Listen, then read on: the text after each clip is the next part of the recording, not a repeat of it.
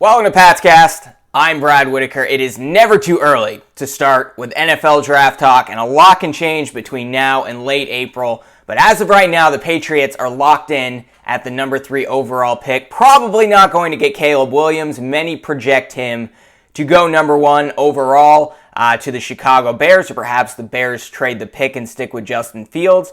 But as of right now, the Patriots are probably choosing between one of 2 quarterbacks. One of them will likely be selected 2nd overall by the Commanders, so whoever remains will likely be the quarterback that they choose.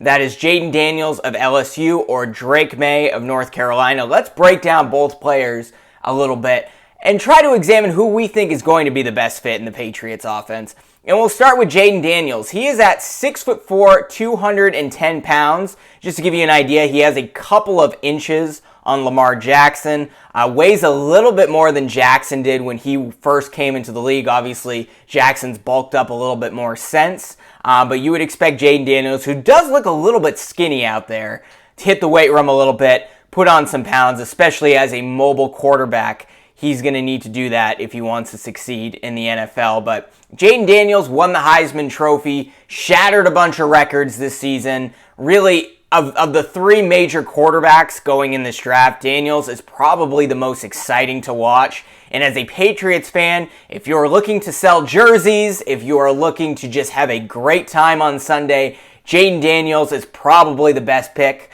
And he's going to be a good quarterback in this league if the right weapons, the right protection is around him. But even if the Patriots do fail to reinforce that offensive line, or it takes a few years to rebuild it this offseason, Jayden Daniels is going to be able to compensate for that with his mobility. So some of the strengths for Daniels, and a lot of this is based off of NFL Draft Buzz, really great website, encourage you to check it out.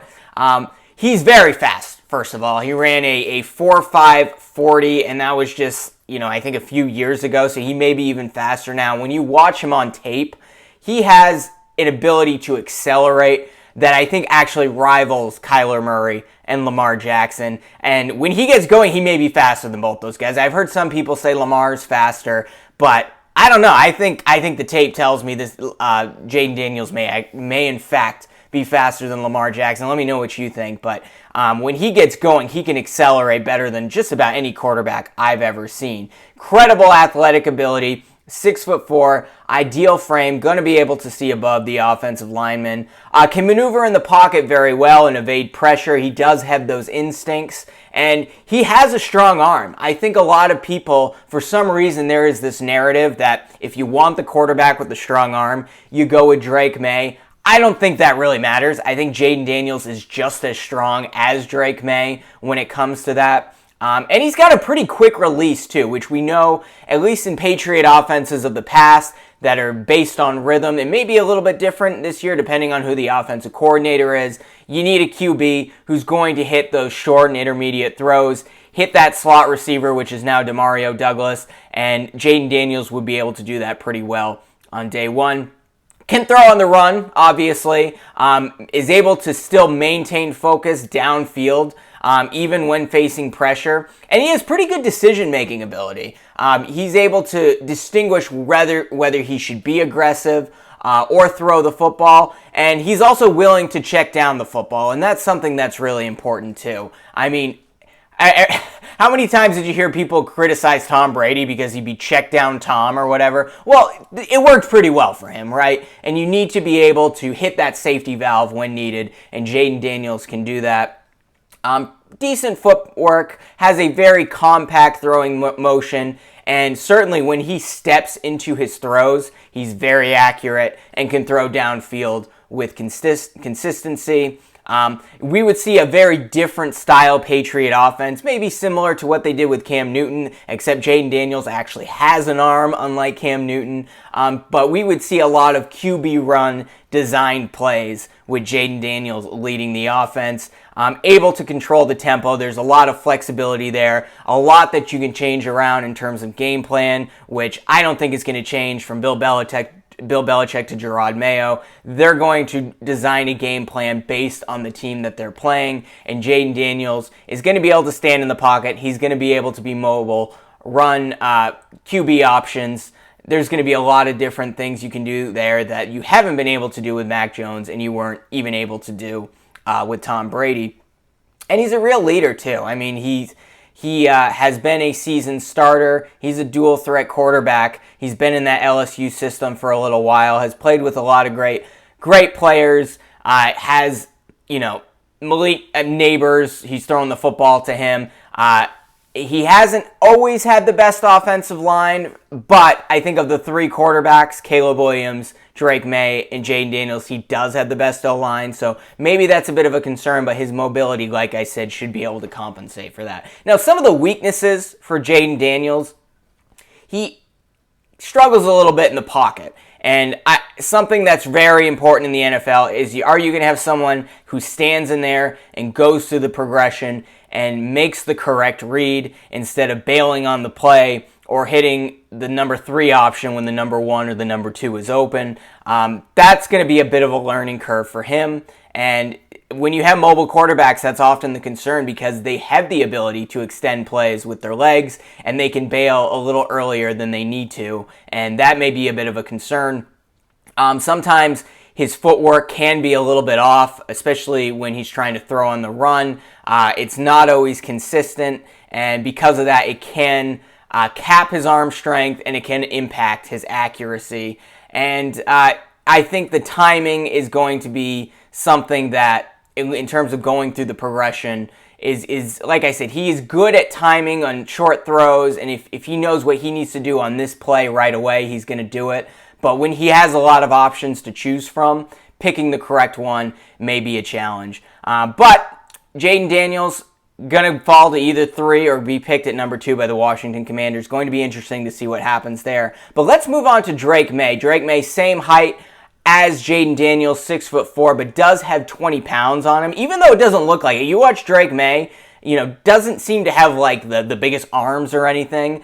Certainly can hit the weight room a little bit more, but he does have a lot of size, and the prototype comparison for him is Josh Allen. The difference between Drake Maye and Josh Allen, however, and if you're comparing Drake Maye to the other 3 quarterbacks, is he had the lowest percentage of turnover-worthy plays compared to the other 2 quarterbacks, which is very important, right? After what we had to deal with Mac Jones. And if you can somehow get Josh Allen or close to it without the turnovers, that is the best case scenario. That's as good as it gets. Some of the strengths for Drake Maye, he's not as mobile as Jayden Daniels, certainly, and definitely not as fast, but he can be a dual threat. He has incredible athletic ability, very quick, able to scramble, and you can design plays for him to run and really bully his way through the defensive linemen in the similar way to the Buffalo Bills with Josh Allen. Has incredible arm strength. I think Jayden Daniels and Drake Maye are closer than people think, but Maye probably gets the advantage there. I think what's really exciting about Maye, though, is he is able to throw off platform in ways that we see modern NFL quarterbacks that at the very elite level do, such as Patrick Mahomes, Matthew Stafford, Justin Herbert sometimes, Josh Allen sometimes. He's going to be that guy that is able to make very awkward throws with accuracy, and it's really impressive to watch. Go watch his highlight reels. He really has an incredible athletic ability. Looks like a shortstop out there sometimes. And similar to Josh Allen, we've seen him hurdle defensive players, and that would be something very different from what we've seen in New England. Very accurate, too. At all 3 levels of the field, he may be the most accurate of the 3 quarterbacks. Able to operate within the structure of a New England Patriots style offense. I don't think that's going to be an issue on day one. And really has a crisp release, high velocity, really has the arm flexibility to throw at any angle off platform. And I think this is something also very important to note. He had, of the 3 quarterbacks, Maye, Caleb Williams, and Jayden Daniels, he had by far the worst offensive line. Now, I know people are going to say, oh, Drake Maye was playing against ACC competition, whereas Jayden Daniels is going against the much better SEC competition. Well, he also had ACC offensive linemen standing in front of him, and a not very good ACC offensive line, and he was still able to do some really amazing things. Also, his dad played quarterback at North Carolina, and his brother was also a two-time All-ACC basketball player also at North Carolina. So the bloodline's there. He's obviously going to be a real athlete and a real effective quarterback. Some of the weaknesses, however, is he can take a little too long to decide on when to throw the football. And yeah, I know he didn't have a great offensive line, but you're going to have to make those decisions a lot faster in the NFL. A little slow with his progressions, too. Doesn't mean he's not able to go through the progressions and do it correctly, which is important for the NFL. I think he has an advantage to Jayden Daniels in that respect, but he is a lot slower at doing it. And the game just is a little bit faster at the NFL level, and certainly going to be faster than ACC football. His mechanics needs a little bit of work. His efficiency and his footwork sometimes can impact the way he throws the ball accurately and his ability to throw the ball downfield. Very similar issue to what Jayden Daniels has there. And also he can make some risky decisions too when he is under pressure. Now it tends to work out, right? It tends to work out. He can throw off of his back foot. How many times have we seen Josh Allen fading backwards, throws off his back foot, and he goes 60 yards downfield? Drake Maye is exactly that prototype. So again, turnover-worthy plays. He was the lowest of those three quarterbacks, but that could creep up a little bit in the NFL. He's not going to be able to be forgiven in the same way he has against ACC-level competition. But very, very strong prospect, great arm, great size, and mobile enough that you can do a lot with him. Maybe not as much as Jayden Daniels in terms of mobility, but he can basically be a fullback out there, which Jayden Daniels doesn't have the width that Maye has to be able to plow his way through some of these 350-pound defensive linemen. So you would probably see the tush push that you see in Philadelphia a lot with a guy like Drake Maye, or like they do in Buffalo with Josh Allen. Would be a lot of options. Again, not the same type of Swiss Army knife, but he's going to be able to make spectacular plays, and he's not going to out-sprint defensive backs in the NFL like Jayden Daniels is, but the highlight reels for Drake Maye could be even more impressive than Daniels at the NFL level. Now, who do I think the Patriots are going to end up drafting? I think it's going to be Drake Maye. I think Jayden Daniels, because he won the Heisman Trophy and because he seems to be the prospect that is climbing the ranks, and a lot of people haven't watched Drake Maye, and Maye played against ACC level competition, I think Jayden Daniels is going to leapfrog him, even though heading into the 2023 NFL season, everyone thought it would be Caleb Williams 1, Drake Maye 2. I think Drake Maye will fall to 3. And call me crazy, but I would not be shocked with Jayden Daniels and the hype that he has been getting if he actually leapfrogs Caleb Williams and goes number 1 overall, which would be interesting. I think Caleb Williams isn't dropping to number 3, but I wouldn't be shocked. It wouldn't be the craziest thing ever to see a guy like that, as a lot changes between late January and late April, to see Jayden Daniels go number 1 overall. So I think Drake Maye is going to be the one that falls to New England, and he will be the quarterback of the future. But either way, you're getting a fantastic prospect who's going to be able to contribute and be effective in the NFL as a rookie. But it's very important that the Patriots bring in some weapons. They're not going to be able to draft Marvin Harrison if you take one of these quarterbacks early in the draft. So you're looking at hopefully bringing somebody in through free agency. I broke that down a few days ago on the podcast.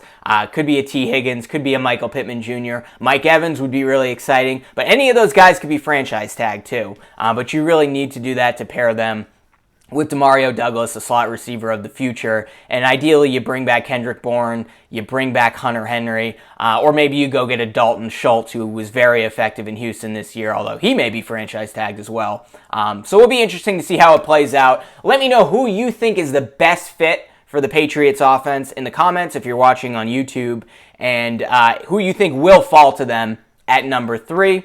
We'll be here at PatsCast the rest of the way throughout the offseason as they hire an offensive coordinator, as they hire a defensive coordinator. Looks like it's going to be DeMarcus Covington, but that could change. And we're also covering Bill Belichick. He may not have a job. I broke that down a little bit on the podcast this week as well. Be sure to subscribe on YouTube or wherever you listen to your podcasts.